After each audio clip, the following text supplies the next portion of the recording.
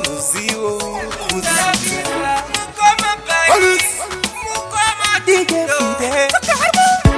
Shawagani nunura ndiwe amai vevana vembada zvachose Akarimo Ndakange namusapa moyo wangu akaubata kauparura Ndakamugadzika pamoyo wangu akaubata kautsemura Chibva wafamba beta uende iwe Chibva wafamba Chibva wafamba beta uende iwe Chibva wafamba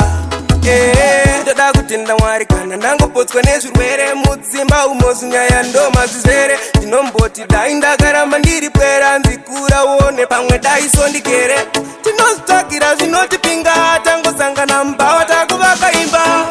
bizi kudhonzana netsvina atangotorwa pakangoita mumwe nongoimba ndakange namusapa moyo wangu akaubata kauparura ndakamugadzika pamoyo wangu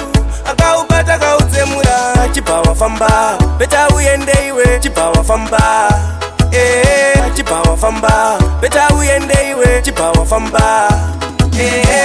Hapana paenda zoti ndemukadzi mutadzi pakurira munin'inawo wangu ukadzi hapana pandezomboshaya nenyadzi dzekufamba munzira newe ndichiti mukadzi ameno kana kandichandisira mbinji tigare tese nekukazikira dzubvura ndiranga randikachikira kana ranga riri dhimoni ndakange namusapa moyo wangu akaubata kauparura ndakamugadzika pamoyo wangu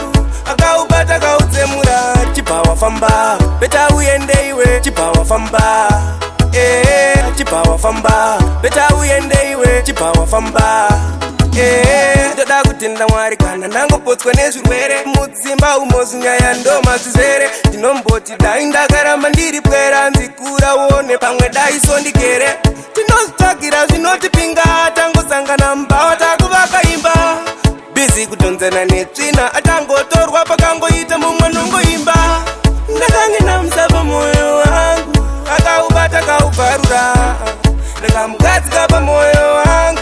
akaubata kautsemura Chibva wafamba beta uende iwe Chibva wafamba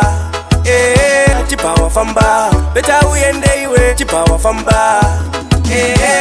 Hapana paenda zoti ndemukadzi mutadzi pakurira munin'inawo wangu ukadzi hapana pandezomboshaya nenyadzi dzekufamba munzira newe ndichiti mukadzi ameno kana kandichandisira mbinji tigare tese nekukazikira dzubvura ndiranga randikachikira kana ranga riri dhimoni ndakange namusapa moyo wangu akaubata kauparura ndakamugadzika pamoyo wangu